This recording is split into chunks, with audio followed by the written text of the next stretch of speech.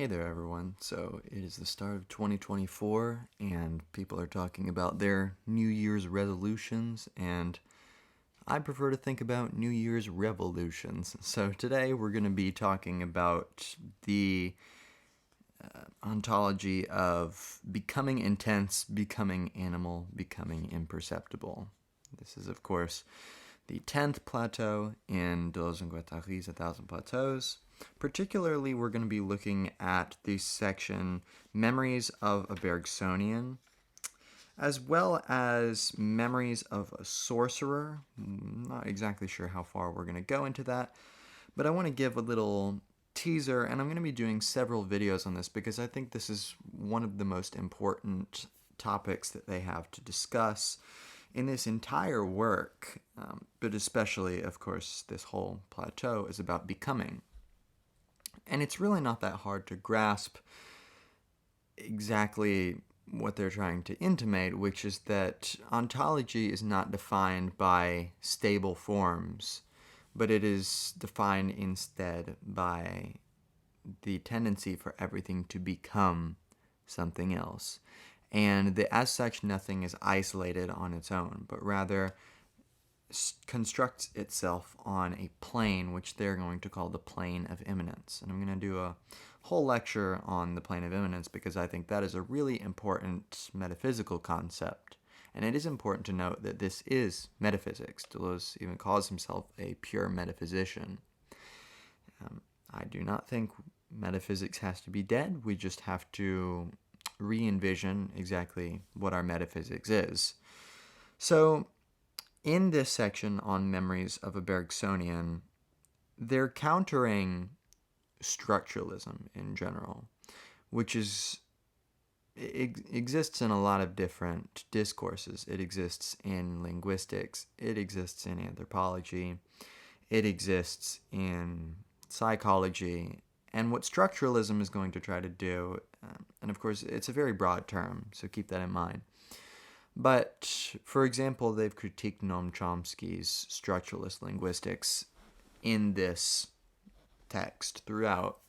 And what Chomsky was trying to do is say that we all have this innate capacity to form language because we all have these basic structural functions which are built into us, which allow us to create meaning in very definite ways. He's kind of almost a rationalist, like Immanuel Kant, saying that we have certain limitations and set ways of being able to process reality that are built into our minds that are limiting the way that we will be able to talk about the world, and that as such, that places our kind of constraints on possible knowledge. And in the same way, Chomsky is trying to distinguish between sense and nonsense, language and gobbledygook. And he says that there are certain things that can be talked about, and there are certain things which just cannot be talked about because there are set structures within the mind of exactly what kind of concepts can be formed and things like this. Obviously, his more scientific hypotheses have not been substantiated yet. There's very little correspondence in the scientific community that would support his theories, but nevertheless it's an interesting idea. And I mean, structuralism is going to play into all kinds of fields to say that there are structured ways of being which come before we enter the social, which is to say, before we enter a system of relations, there are set ways in which things can be. And that is terribly dangerous for Deleuze and Guattari because they're very adamant that ontology is a social phenomenon, that things do not exist in isolation.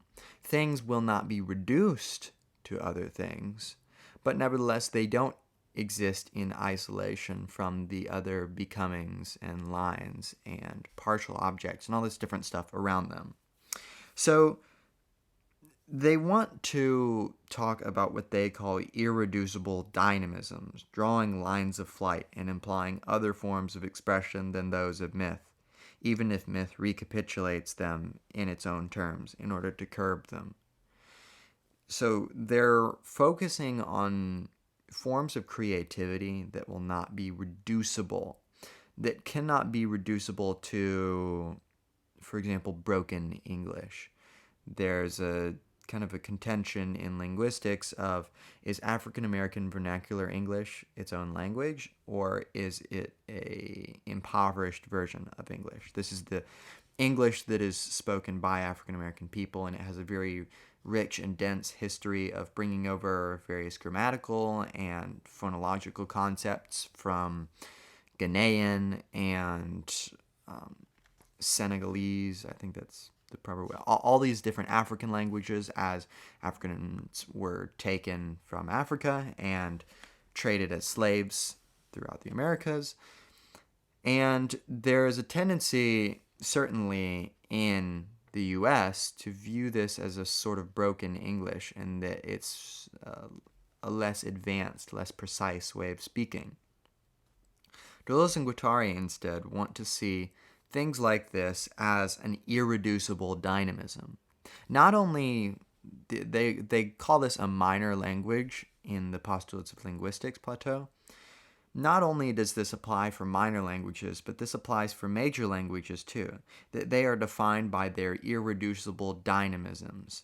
In other words, those things which move and cannot be captured or accounted for. And if they are attempted to be captured or accounted for, they leave an irrevocable field of damage behind them, which testifies to the fact that systems and formalized systems cannot overcode everything. This is why Deleuze and Guattari are very different from Jean Baudrillard, for example, who is going to say that we're living in the terror of the code, and the omnipotence of the code of capital has made it such that we've entered this nihilistic state where we can only reproduce these forms which have been given to us. Creativity is effectively dead, and our political prospects are very limited. Deleuze and Guattari want to point out that there are ways in which we can become, which we can be new things, which we can do things that haven't been accounted for yet. And they elaborate that a becoming is not a correspondence between relations, but neither is it a resemblance, an imitation, or at the limit, an identification. So a becoming, again, is not reducible. It's not imitating something new. It's not trying to identify with something, but making oneself something as a process. And they say to become is not to progress or regress along a series. Above all, becoming does not occur in the imagination, even when the imagination reaches the highest cosmic or dynamic level, as in Jung or Bachelard. Becoming's animal are neither dreams nor fantasies. They are perfectly real. So they don't like seeing creative action reduced to progression or regression. This is too hierarchical for Deleuze and Guattari. Instead, they want to see becomings as something that is inherent in ontology. It's not just something that in our dreams we become a ghost or we become a wolf man or what have you, but rather it is a defining element of our lives. They say becoming produces nothing other than itself, which is showing precisely how pervasive becoming is in ontology, everywhere. And this goes back to their strange formula. You might have seen this before. It's on page 20 in the rhizome Plateau, and they have this formula called pluralism equals monism. And it's kind of, you're like, what even is that? That just sounds contradictory. This is what they're saying. There is a monism of becoming, which is the loosest kind of monism possible. They do accept a sort of univocity of being, but it is a univocity of becoming. So becoming is everywhere, and becoming produces nothing but more becoming. Now, these becomings are not identical to one another. Each becoming is irreducible to another becoming. But becoming is all that is. They say that we fall into a false alternative if we say that you either imitate or you are. What is real is the becoming itself, the block of becoming, not the supposedly fixed terms through which that which becomes passes. Becoming can and should be qualified as becoming animal, even in the absence of a term that would be the animal become.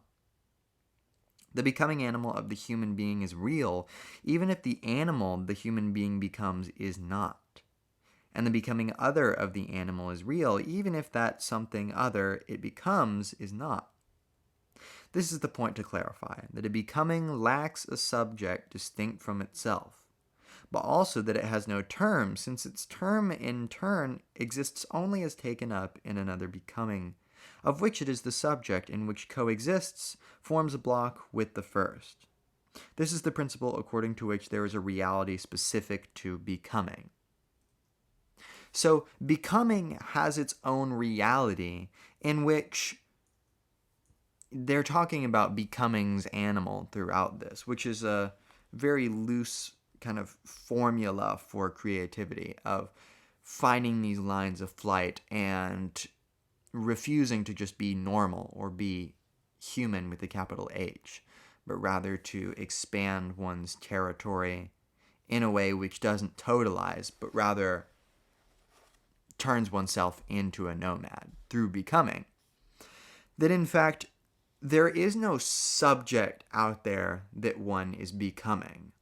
And there is no subject that one is that is separate from one's becomings. This is very similar to their critiques of Lacan, who mentions the object of desire, the objet A, which is this object that stands outside of oneself, that is the object of one's desire, that points to the emptiness within inside the subject. That in fact, the subject is a nothingness, always trying to escape its nothingness through a becoming. And this becoming is a sort of lack. It testifies to the lack that is the subject. Instead, Deleuze and Guattari are like, no, you're treating the subject as this distinct entity, distinct from its becomings. But in actuality, the becomings of the subject is the subject. They don't like this idea of the subject very much. Any form of object is always an emergent property of a very fluid ontology. Fluid in the sense of becomings. This is where the idea of flows, which is very prominent in Anti-Oedipus, comes back instantiated in a bit of a different form, to point out that there is no subject out there which happens before the becoming, but rather the becoming is equiprimordial with that thing which one is becoming. The thing which one is becoming is in the becoming itself. And I know that's a very dense way of putting it, but the important part is that it is a fluxy ontology. It is focused on flux and difference and becoming and not being.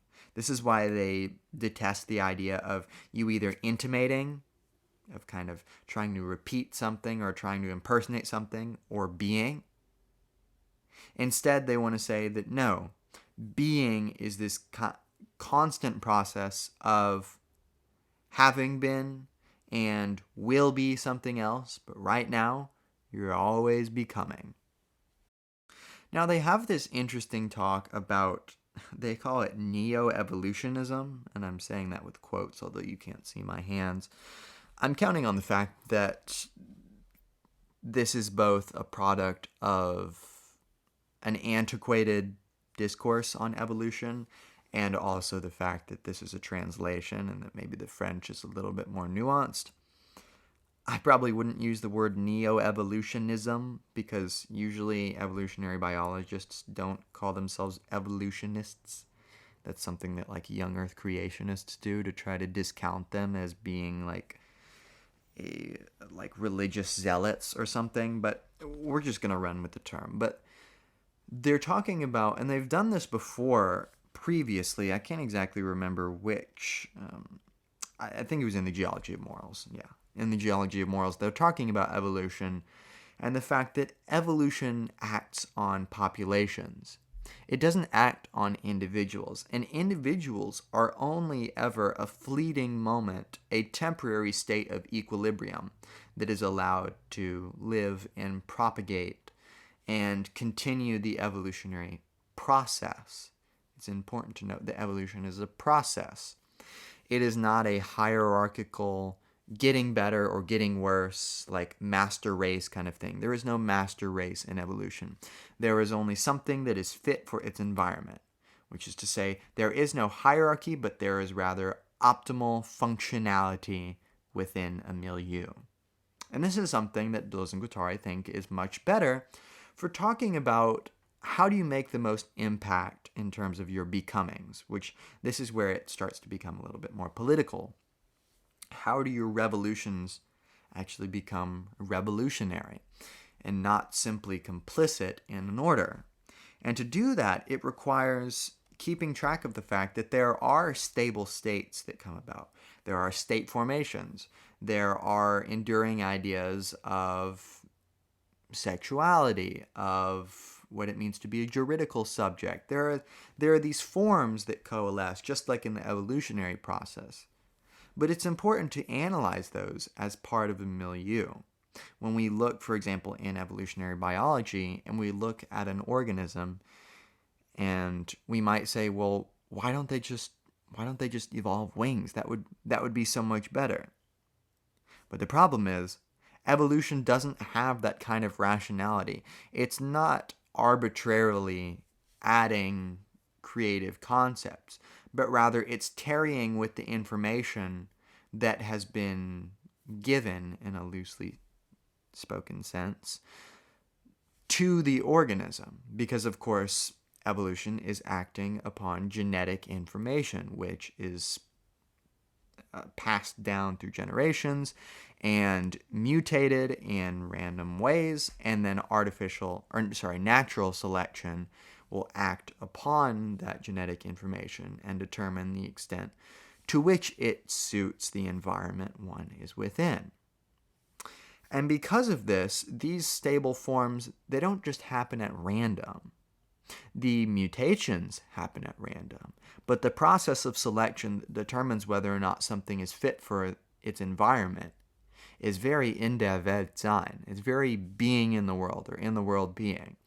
It is determined by set relations, or not set relations, but concrete and corporeal relations between that organism and its environment. What is the pH like of the water that it's drinking? What is the average temperature? What are the seasons like?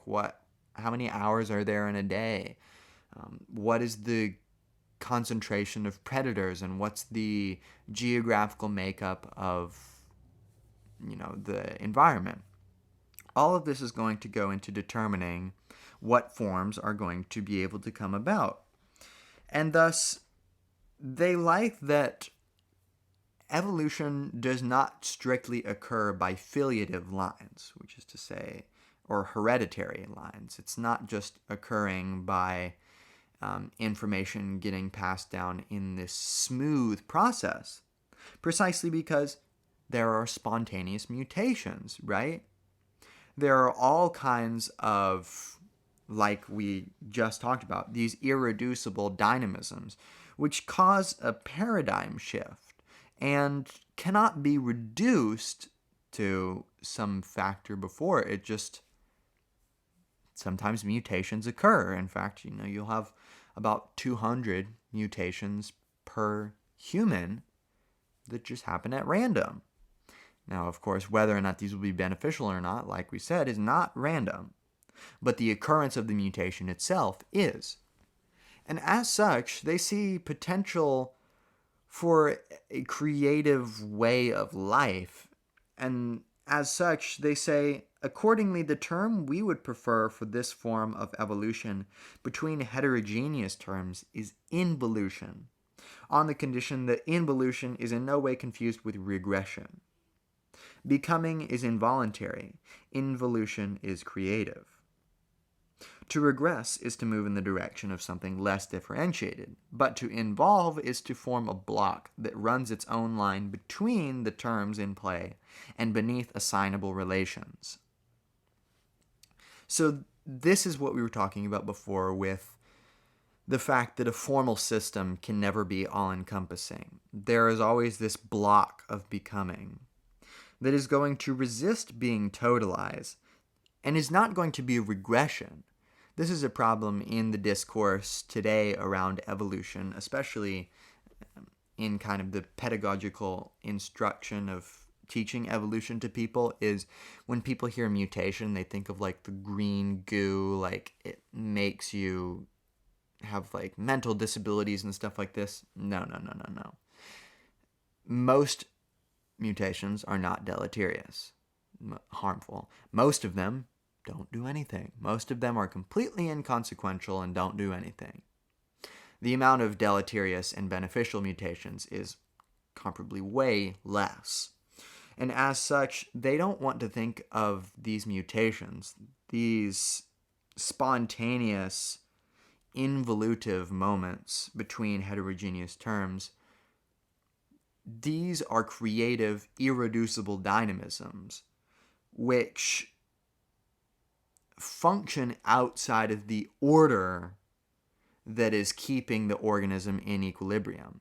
And this is not the negative state of the organism. This is what keeps evolution going. This is what has allowed complex life to come about.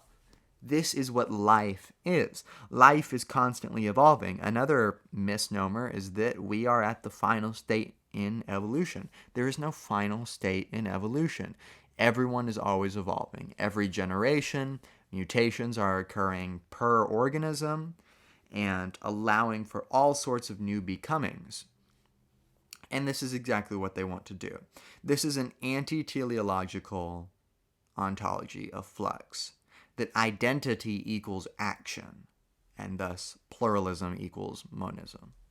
They say that becoming is a rhizome, not a classificatory or genealogical tree. Becoming is certainly not imitating or identifying with something. Neither is it regressing, progressing. Neither is it corresponding, establishing corresponding relations. Neither is it producing affiliation, or producing through affiliation. Becoming is a verb with a consistency all its own. It does not reduce to or lead back to appearing, being, equaling, or producing. So here they are putting to rest, rather concretely, this idea of being or appearing. Instead, they want to focus, and they're going to talk about this later, but Hesaides, which comes from Duns Scotus, and Heidegger uses Hesaides a little bit too. I think that's how you pronounce it. But this is the unique state of quote-unquote being that is part of our ontology of becoming. That there is no regression in creativity, but there is merely an irreducible process that is guiding our metaphysics. Now, in keeping with their previous words in the Geology of Morals about the acting on packs or multiplicities that is inherent to evolution, they state here at the beginning of Memories of a Sorcerer 1, a becoming animal always involves a pack, a band, a population, a peopling, in short, a multiplicity. And then they're going to continue to focus on the affects and processes that are going to result from this. Expansion, propagation, occupation, contagion, peopling. And peopling is probably one of their most key terms for understanding their ontology, which is that action occurs by peopling, that being is a peopling, which is to say it is necessarily social. It is going to establish relations, just like to exist in a corporation means that you necessarily have a social relation to all sorts of things, and indeed a hierarchy. Deleuze and Guattari do not want to dispense with the idea of hierarchies as legitimate entities ontologically.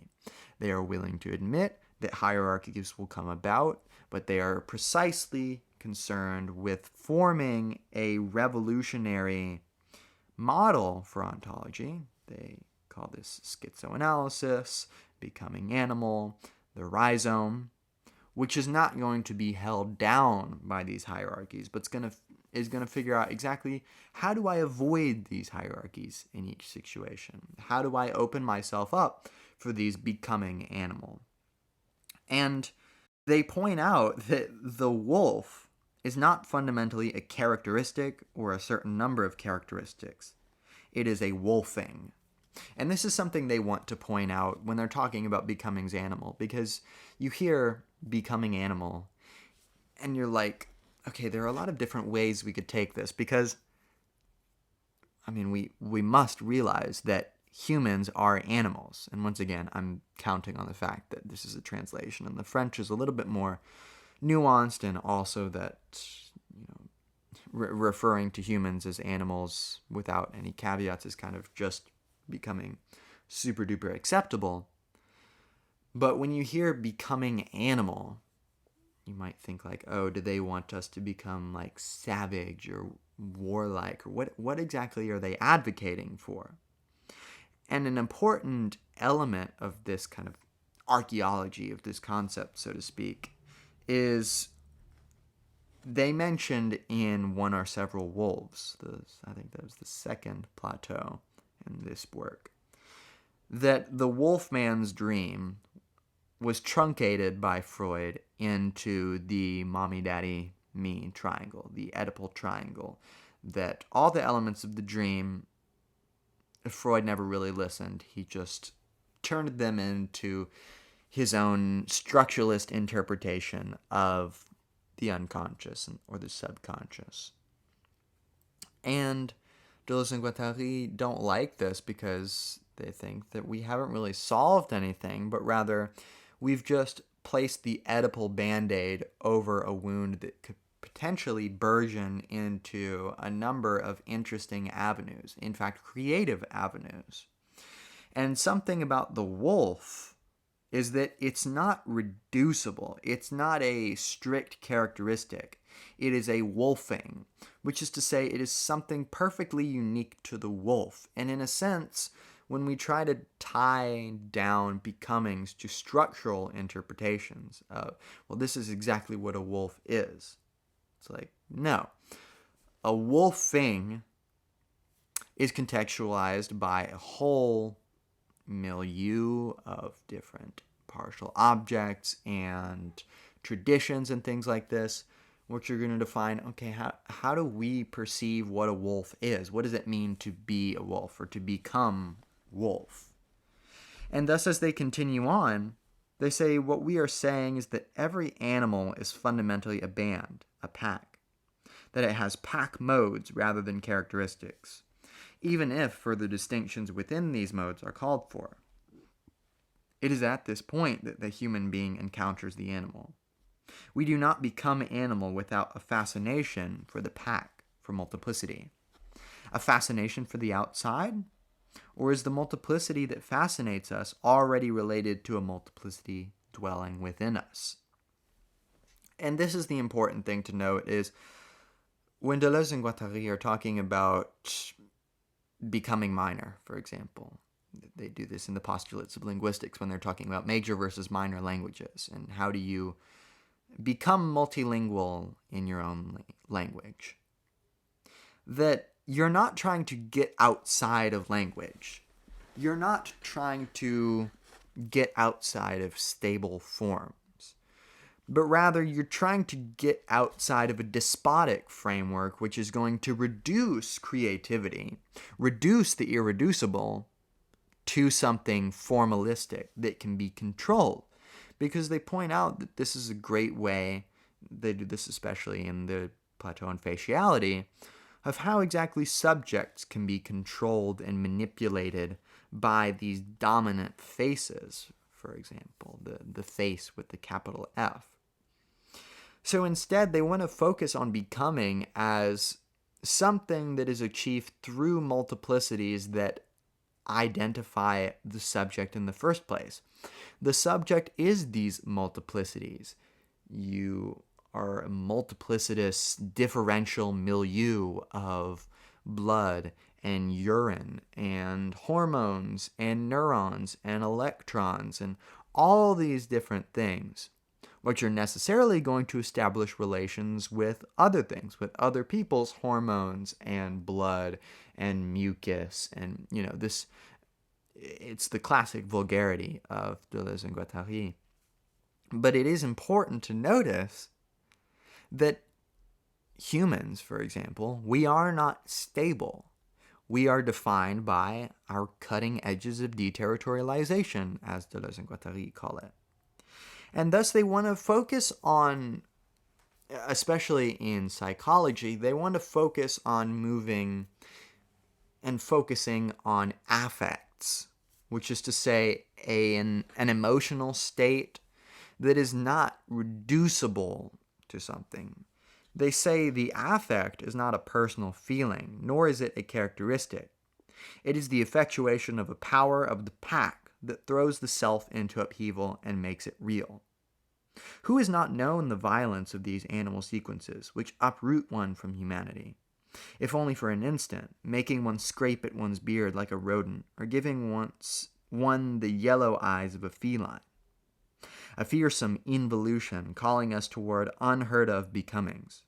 These are not regressions, although fragments of regression, sequences of regression may enter in.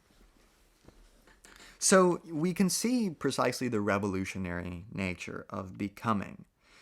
That these things like affects that move us to go to a party or meet new people or whatever, that this is necessarily a pack mentality. It necessarily means establishing relations with other things. And thus, Deleuze and Guattari are against the sort of armchair philosophy in which, objects and subjects are these stable things. But rather, knowledge is best, as Foucault says, knowledge is not for knowing, knowledge is for cutting. It is a moment of action that is irreducible, that simply makes one's subjectivity real. It makes one kind of run for the hills, and there is a real violence to these animal sequences, and thus they really want to tear up this idea of the solitary, sedentary subject. And instead they want to focus on involution, which is going to lead us to unheard of new areas that aren't reduced. Now, an important element of Deleuze and Guattari's philosophy, which I have often run into in conversations about their philosophy, is they're just advocating for an endless philosophy of becoming that, the idea that this book I'm holding is a book is false. That Deleuze and Guattari just want to say, no, this is just incorporeal milieu. Your senses are lying to you. And it's like, no. You have not read Deleuze and Guattari if this is what you think. If you think that Deleuze and Guattari do not accept stable forms, you're simply wrong. Instead, and they even say this when they're talking about Jorge Luis Borges, they say that Borges is interested in characteristics, and they contrast Borges to sorcerers who know that werewolves are bands, as they say, and that there are transformations between different bands. They say, but what exactly does that mean, the animal as band or pact? Does a band not imply affiliation, bringing us back to the reproduction of given characteristics? How can we conceive of a peopling, a propagation, a becoming that is without filiation or hereditary production? A multiplicity without the unity of an ancestor? It is quite simple. Everyone knows it, but it is discussed only in secret. So here they are acknowledging we can't do ontology without form. We can't do ontology without objects which act as a member of a multiplicity. So they are not advocating for solely kind of a liminal state that never settles down and creates objects. Look around you and you see objects all around you and you can touch them. Deleuze and Guattari are very materialist. They know this. They do not want to deny the senses by reducing difference to some kind of monist ontology like Hegel does, and try to say, no, all this difference is merely apparent and it's just Geist coming to self-recognize itself. You're actually the master of the universe and philosophy is inside your head, the end, you're a fascist. Like, no, that's not what they're saying. Instead, they want to say, okay, if we want to think about multiplicities, we have to think about individuals. Individuals are part of this multiplicity, but they do emphasize that the individual is equiprimordial or coprimordial with the milieu that they're within. They say we oppose epidemic to filiation, contagion to heredity, peopling by contagion to sexual reproduction, sexual production. Bands, human or animal, proliferate by contagion, epidemics, battlefields, and catastrophes. Like hybrids, which are in themselves sterile, born of a sexual union that will not reproduce itself, but which begins over again every time, gaining that much more ground. Unnatural participations or nuptials are the true nature spanning the kingdom of nature. Propagation by epidemic, by contagion, has nothing to do with filiation by heredity, even if the two themes intermingle and require each other. There you go, require each other. The vampire does not filiate, it infects. The difference is that contagion, epidemic, involves terms that are entirely heterogeneous. For example, a human being, an animal, and a bacterium, a virus, a molecule, a microorganism. Or in the case of the truffle, a tree, a fly, and a pig. These combinations are neither genetic nor structural. They are interkingdoms, unnatural participations. That is the only way nature operates against itself. This is a far cry from filiative reproduction or hereditary reproduction, in which the only differences retained are a simple duality between sexes within the same species and small modifications across generations. For us, on the other hand, there are as many sexes as there are terms in symbiosis, as many differences as elements contributing to a process of contagion. We know that many beings pass between a man and a woman. They come from different worlds, are born on the wind, form rhizomes around roots. They cannot be understood in terms of production, only in terms of becoming. The universe does not function by filiation. All we are saying is that animals are packs and that packs form, develop, and are transformed by contagion. So a very long paragraph that I read for you there. But I think it is very important, and they do this even in the very beginning Plateau on the rhizome, that the rhizome and the arborescent mode of thinking, these are not opposed to one another. They even mention just then that rhizomes form around roots, which is to say, this non-hierarchical ontology of becoming is it's interlaced with structural forms. This is why it is important to note that in Anti-Oedipus, as much as they are against Oedipus as a despotic, unitary way of viewing psychology, they do accept that it could be applied to certain people. Some situations are Oedipal. They admit that. But they simply want to go against reducing every situation to Oedipal, which is to say every situation to this stable structural characteristic. And thus, their ontology, just like when they are going to be talking about nomadology later, it's a process of epidemic, of contagion, of peopling. And peopling is super, super important because it's an ing. It's an active, ongoing process. It is contemporaneous with any stable forms that might come about. Peopling necessarily implies people, but it also, at the same time, equiprimordially implies that those people are involved in their own peoplings. They are involved in becoming minor, in becoming animal, in becoming woman. All these terms which they call unnatural participations or nuptials.